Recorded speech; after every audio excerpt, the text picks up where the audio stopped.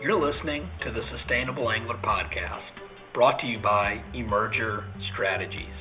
I'm your host, Rick Crawford.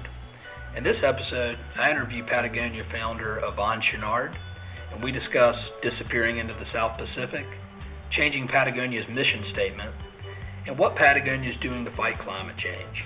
But first, let's talk a little fishing.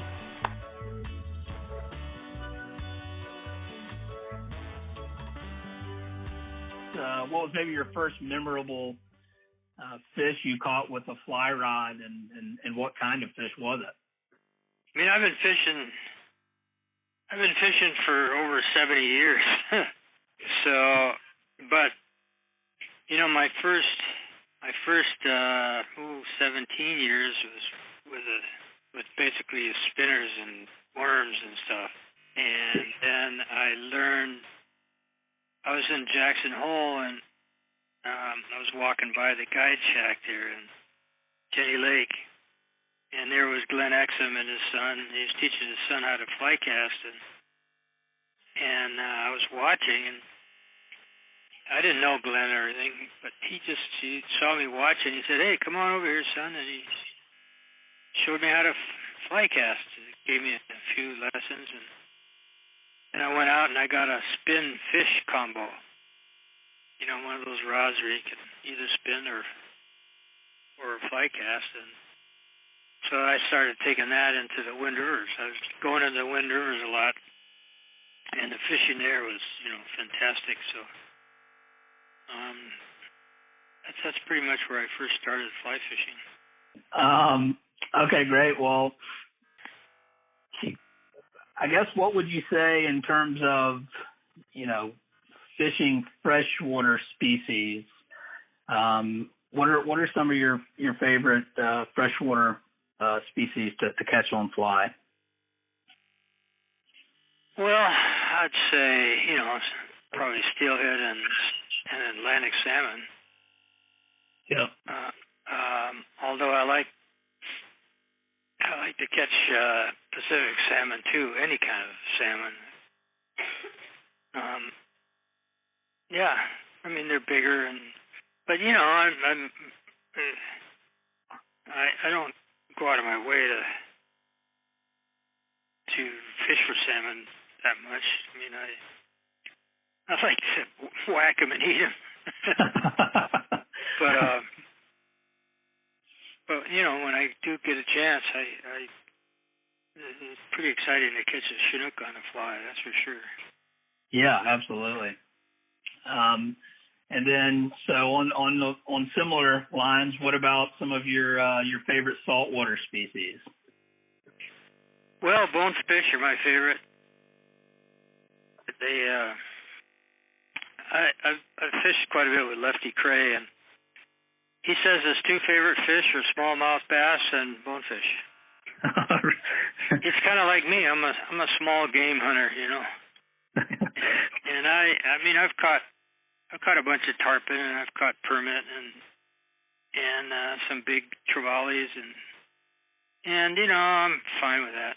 I don't go out of my way to catch them. I really love bonefish. All right, and so keeping on the topic of fishing before we get into a little bit more about some environmental stuff. What would you say is a perfect day of fishing for you? What does that look like? Well, probably out on a beautiful flat somewhere without a guide, just on my own, figuring it out. Yeah. For me, the problem with guides is they take a lot of the fun away, and a lot of the fun is figuring it out yourself, figuring out the tides, and when to be on a certain flat at a certain time, and that kind of stuff. I thought about years ago. I thought about disappearing into the South Pacific somewhere, on a sailboat, and just looking for the perfect bonefish flat somewhere out in Tahiti or something. Well, I can relate. I was not on a sailboat, but I did make it to the South Pacific, and caught some amazing bonefish in Rangaroa. Oh yeah, yeah, I've fished there. Yeah, and that is. I did have a guide, so I guess I lose cool points there, but I've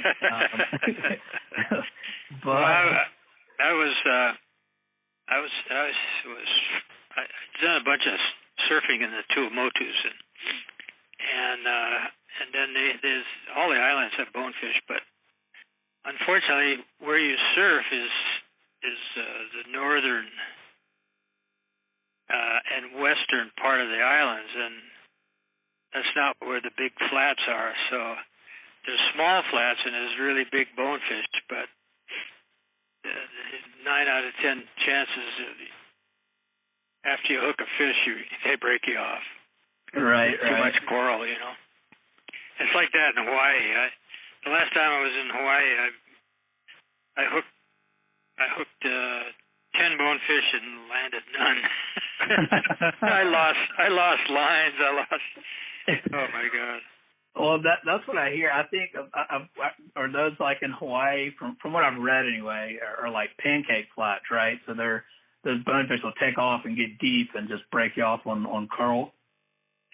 Well, it depends on where you are. On Oahu, there's more sandy flats, and there's a pretty good chance you'll land one. But some of the other islands, there's some real coral around, and they're big. They're all like 6 to 8 pound fish, and you know how strong those are. Oh yeah, that's a guaranteed good time. Yeah. Well, I will say on the note of talking about the South Pacific and bone fishing, I want to say I read somewhere, and I can't reference where I read it. Maybe it was in one of your catalogs or something along those lines, but saying that a dream day is catching waves and surfing and then heading into the flat and catching a bonefish in the same day. Yeah. Yeah, that's just about the best. I used to do that on Christmas Island a lot. I've been there about 6 times or something, and I usually take my surfboard and when the tide's coming in, I'll surf, and then I'll go fish for bonefish the rest of the day. Well, I've taken a little bit of that, and I'm currently on a mission to catch waves. I live in Charleston, South Carolina, and it's to catch a wave on Folly on a flood tide, and then run to the backside of Folly and catch a redfish on the flat. So I'm working on it. I'm working on it one of these days. All right. Well, great. Well, I'll shift gears a little bit here and talk about I've read Let My People Go Surfing during my last semester of college, and it really got me thinking about how to use business as a tool to solve environmental problems. And one of my favorite quotes of yours is, who are businesses really responsible to? The shareholders, their customers, their employees, none of the above. Fundamentally, businesses are responsible to the resource base. And so, that really resonated with me, and, especially working with some companies in fly fishing, at the end of the day, no fish equals no customers. And that quote really inspired me, and I'm curious to know, maybe who are some of the people who have inspired you throughout your life, and why is that? Well, most of what I know about the world and stuff, other than traveling on my own all over, but I'm an avid reader, and so I've read a lot of books that have inspired me. A lot of, that's where I kind of get my knowledge, just from reading. I read all the time. So there's been a lot of books. I mean, too many to list, I'm sure. Yeah, pretty much. Well, I know that other than, I can't say I've had any mentors, personal mentors. I mean, I've known people like David Brower and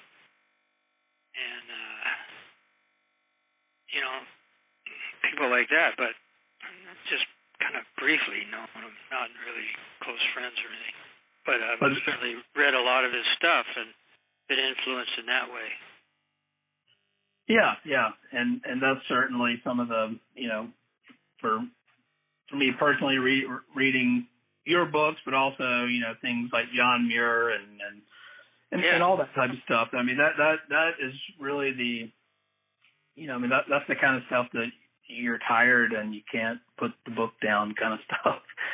Yeah, well, the American transcendentalists, like Emerson and Thoreau and those guys, they're all had a big influence on me, and they were certainly different than the Europeans.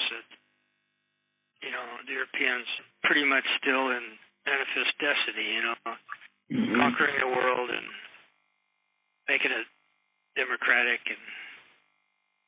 and the American philosophers were much closer to nature.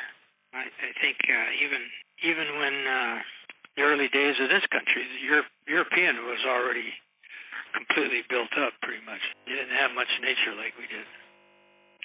Yeah, I've actually thought about that some. I wonder what it was like to come over and having just an unlimited, what was seemingly an unlimited supply of natural resources coming over from Europe. I mean, that's pretty crazy to think about. And now here we are in 2018, and human population's growing, and the resources getting more and more depleted. So, yeah. All right. Well, what would you? I don't want to lead you too much, but what would you consider to be some of the greatest threats for the planet and our and also that our fisheries face today? Well, it's pretty simple. I mean, it's global warming. So, you can talk for hours about all the problems with us destroying nature and stuff like that, but over the whole thing is this huge cloud of, the bottom line is just this global warming. It's just everything. It's destroying the ocean, it's destroying the mountains, it's destroying agriculture, it's causing mass migrations when certain parts of the earth become uninhabitable, and it's everything. It's the number one problem, and it's this number one problem with cold water fisheries as well. I mean, I just finished writing a pretty long essay on threats to cold water fish. I've been working on a book that's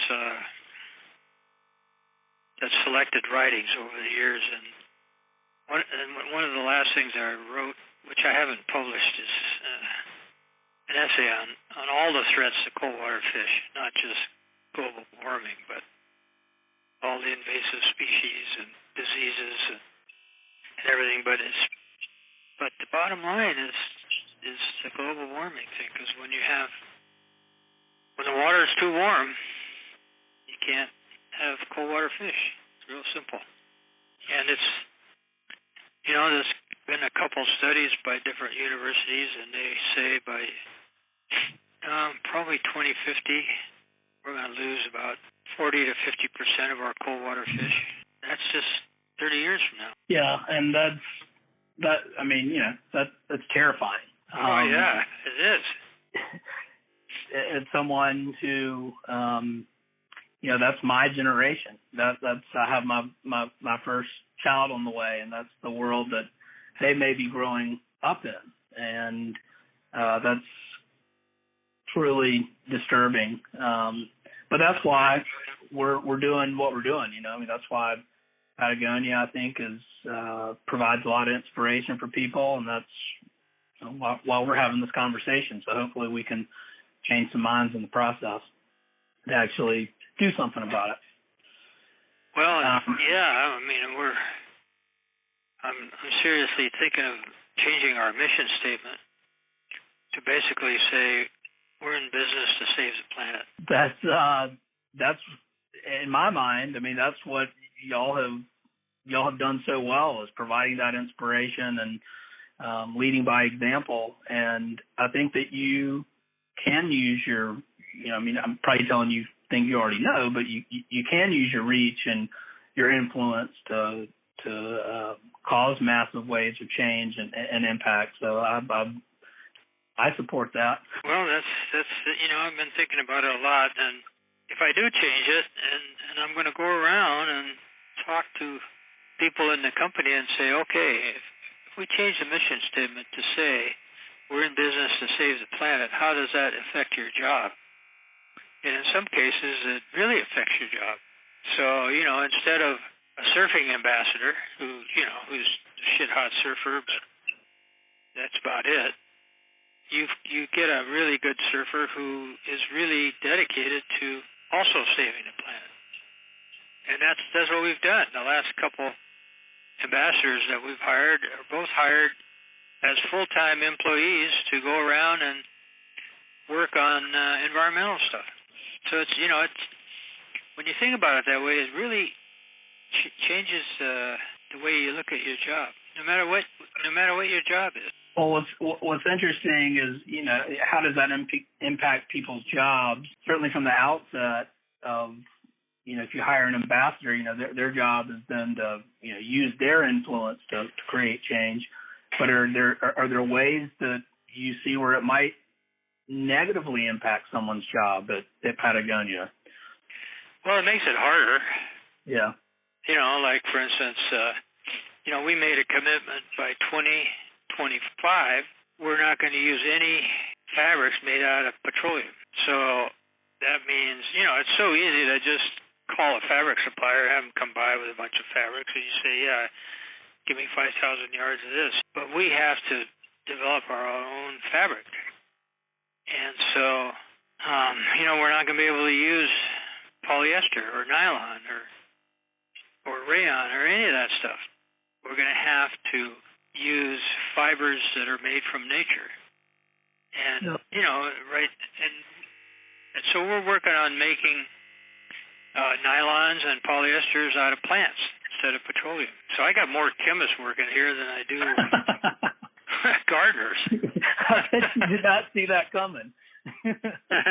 Yeah, that's, on that note, I mean, that's kind of has gotten me thinking a little bit too about everything from, what we use to fish with. It seems if someone was, I don't know how to make a bamboo fly rod. I'd love to learn, but it seems like that could be the future of fly fishing. It's not as environmentally damaging. It's a natural fiber, and if you use eco resins on it, it seems like that could be a hell of a marketable product, and using something made from nature.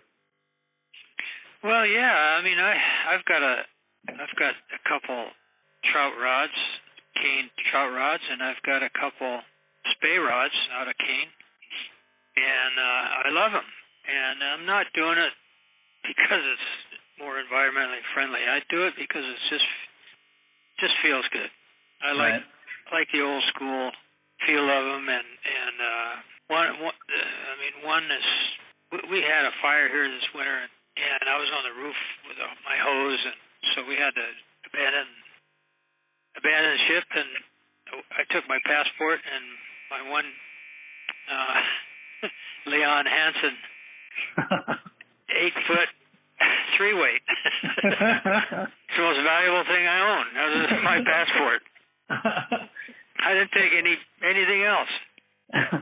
Well, I can relate because of Hurricane Irma here in the Southeast. I actually took a photo of the back of my car, and I left everything in the house but my wading boots and my fly rods and reels. Is that right? Priorities. Yeah. But you know, I mean, that's kind of the small stuff. You know, that's kind of like, you know, switching from carbon fiber to cane. It's just like not leaving the water on when you brush your teeth. You know, it's not going to save the planet. We got to think bigger than that.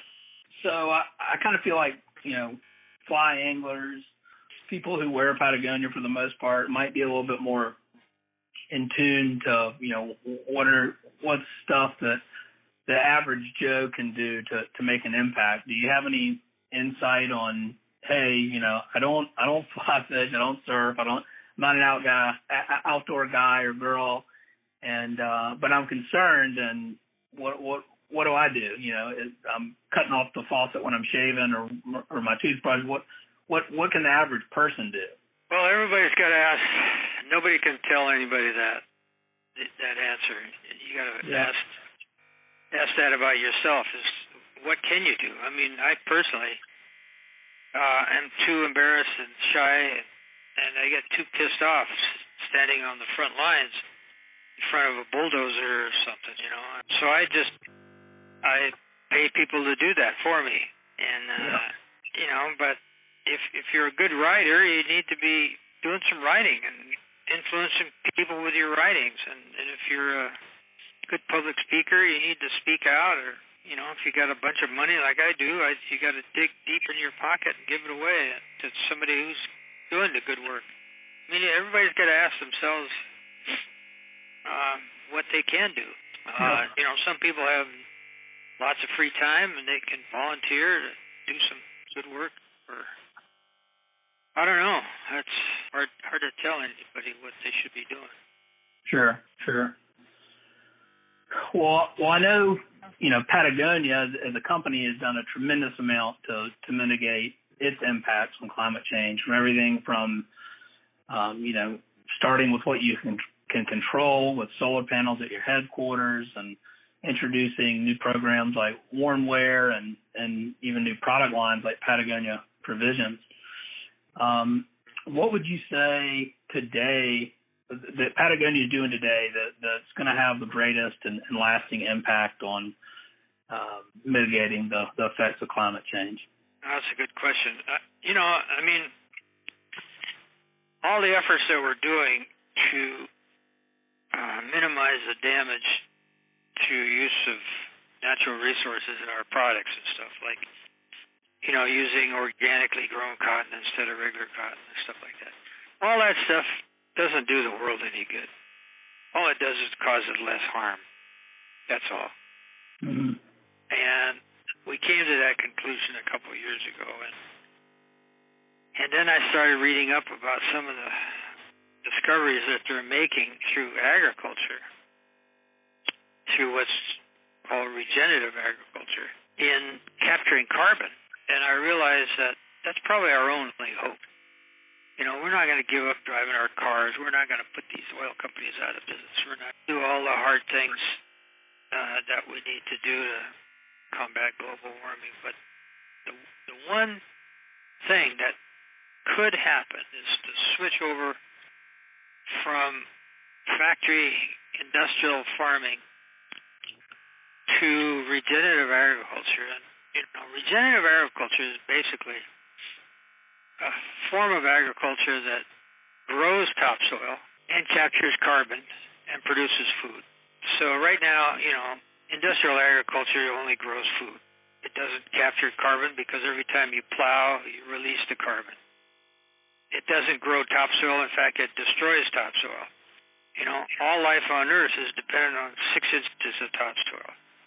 And we're losing it like crazy. By 2050, we'll have 30% less than what we have now. And so we're mobilizing not only Patagonia Provisions, but the whole company to really push this regenerative style of agriculture.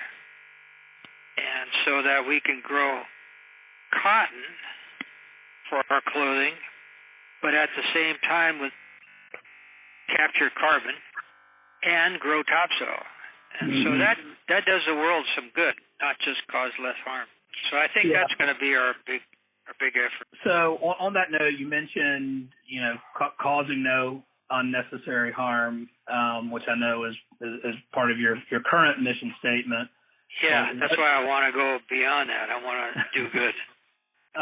What's maybe the hardest lesson, Patagonia? You sort of alluded to it earlier in the last question, but what's maybe the hardest lesson Patagonia had to learn regarding causing no unnecessary harm? Well, I think one of the problems with society and with people in general is that they don't think deep enough. And, the Socratic method of where you go to solve a problem by just asking one question after another until you finally get to the cause of the problem. And I think society is stuck on working on endless symptoms. And so for us, once we decided that growing cotton industrially was pretty bad, we had to ask more questions. We had to ask, well, how about the dyes that we use? Are they bad? Well, we didn't know.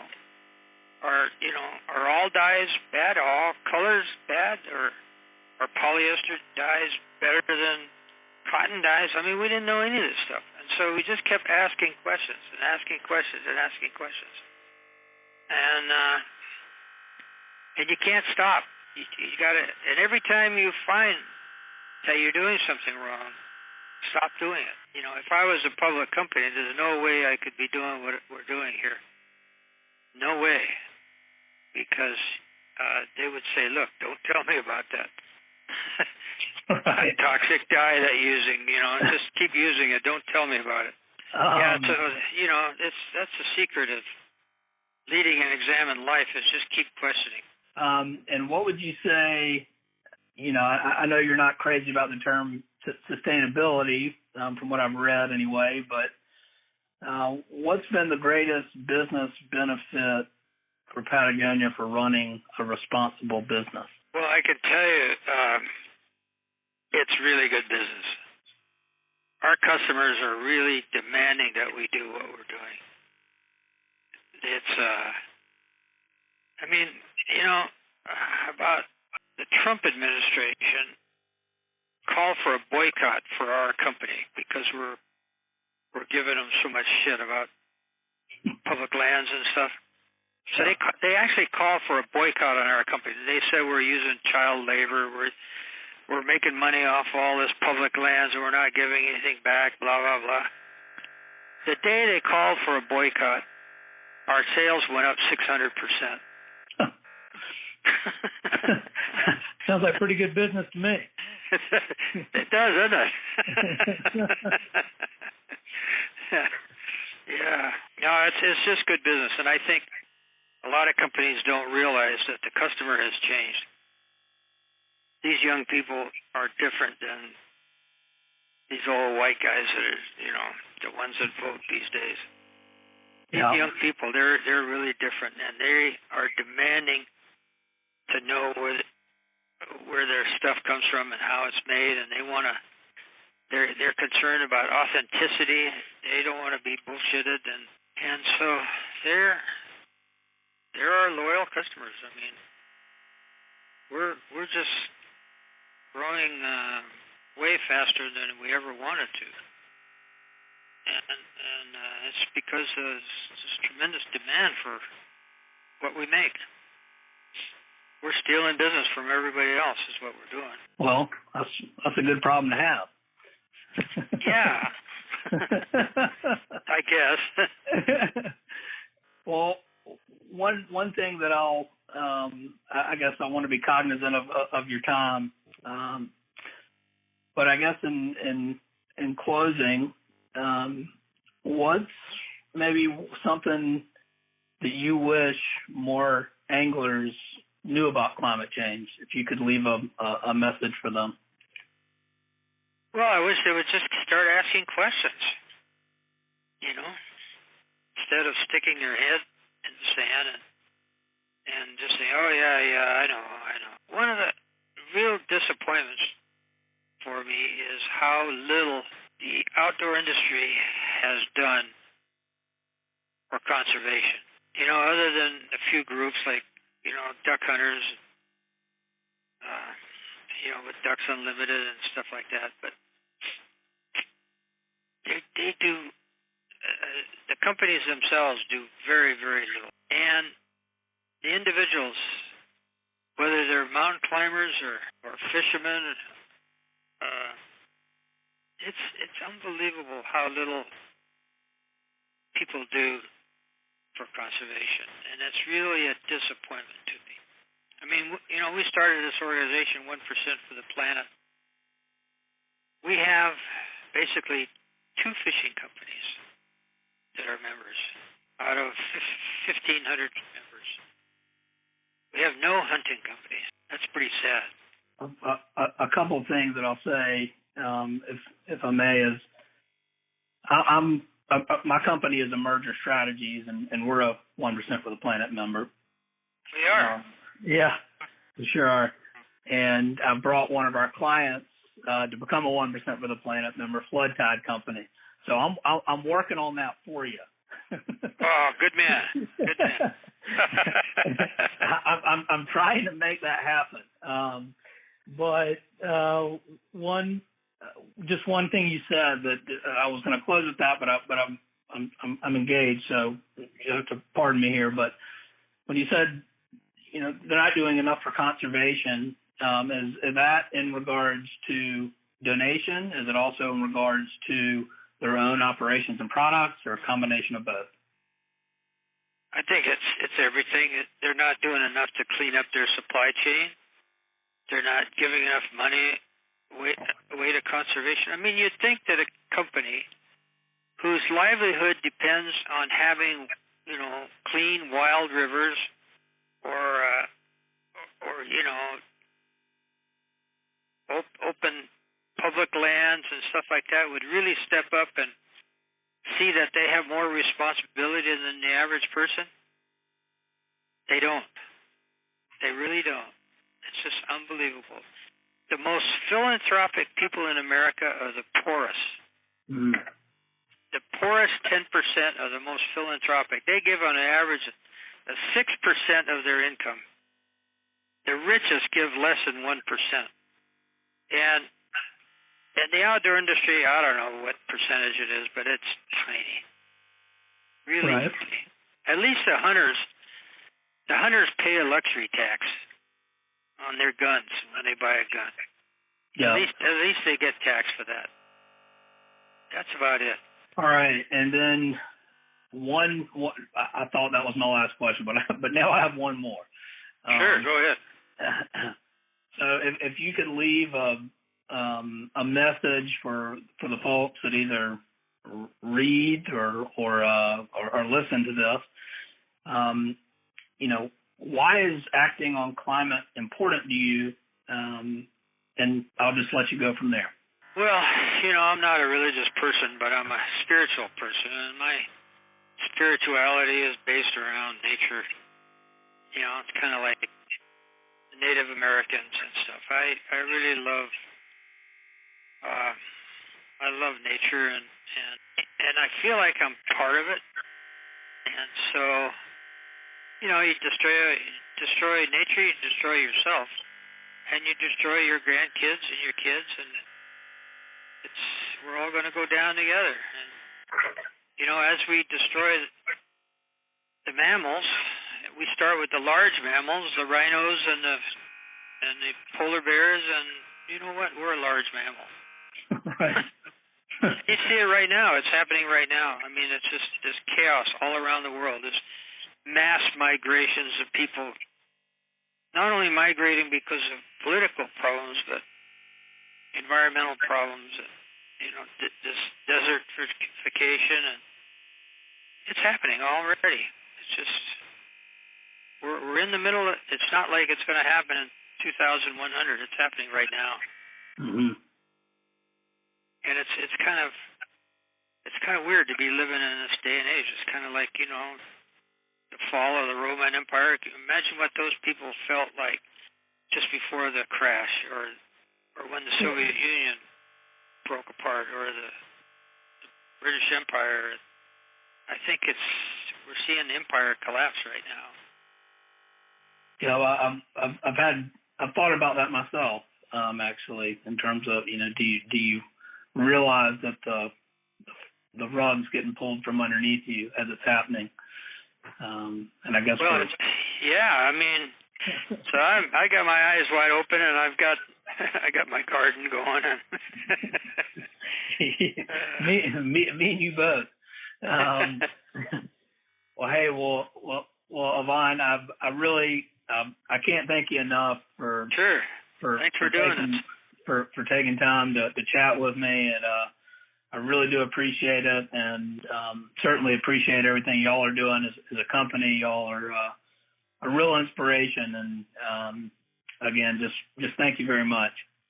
Yeah, well, you get back out to Wilson or Moose. We'll go fishing. Hey, sign me up. I'm in. Okay. All right. Thank you. All right. Bye. Bye-bye. That's a wrap for the first The Sustainable Angler podcast. Appreciate you taking the time to listen. If you'd like to stay current with The Sustainable Angler, follow Emerger Strategies on social media and head over to emergerstrategies.com to sign up for our monthly newsletter. Have a good